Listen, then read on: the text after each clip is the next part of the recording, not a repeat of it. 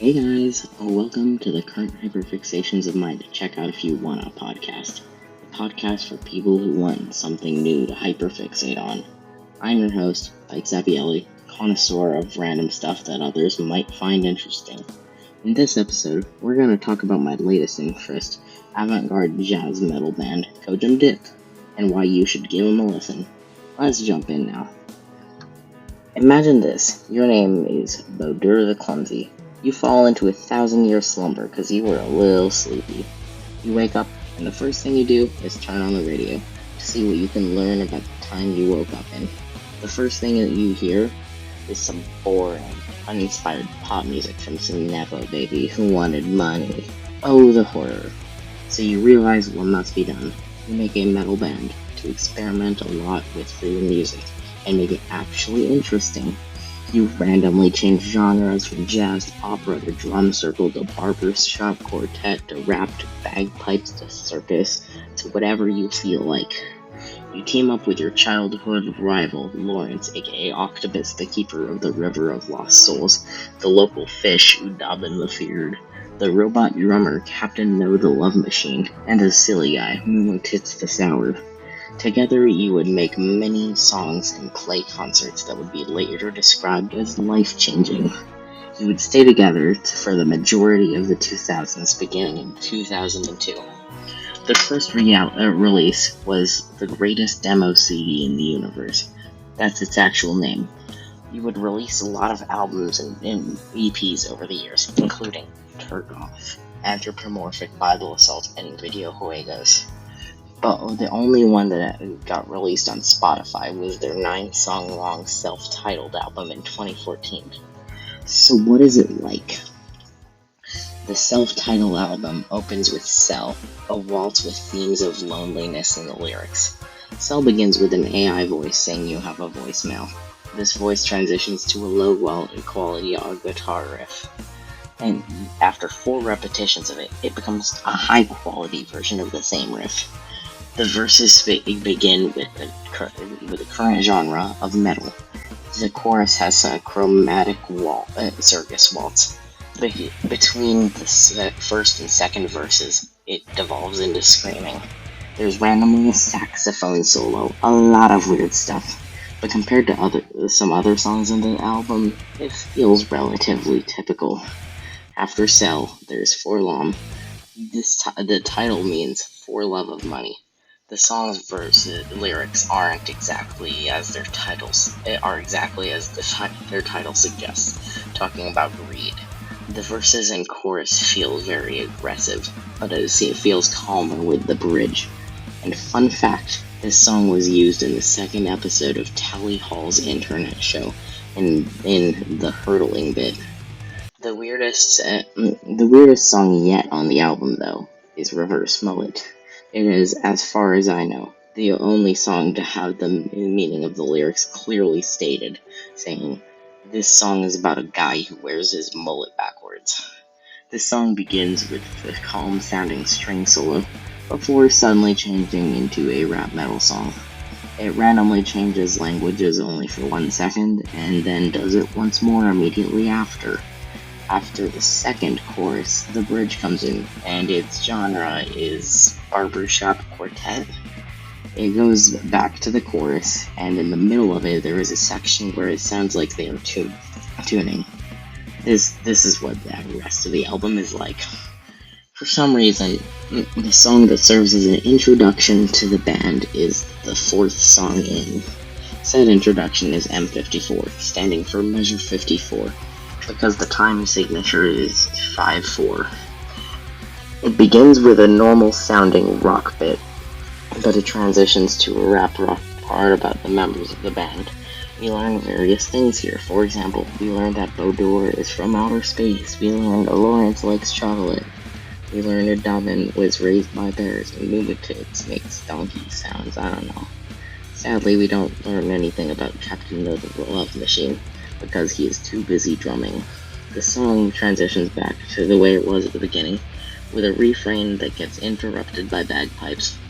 I love this one because of the sheer amount of goofiness and unpredictability. But my personal favorite song on the album is Jabberwocky.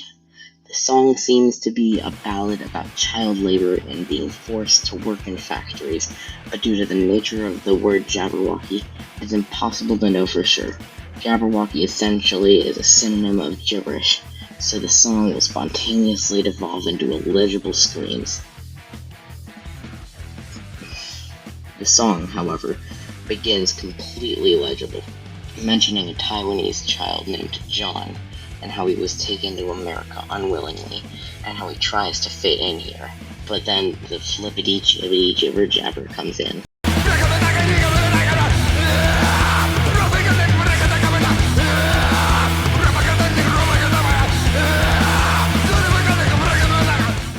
There are lyrics to this part that were provided by the band online. Luckily, they don't make much sense, however. For a good bedtime that he'd go for 9 cutoffs, what's that supposed to mean? The song continues as usual. The lyrics to the next nonsense part are laundry instructions for some reason. Now you know how to wash your white socks. Yay! The first post-chorus begins and it discusses how the Americans manipulate and abuse John. There's another verse and the last bit of prattle.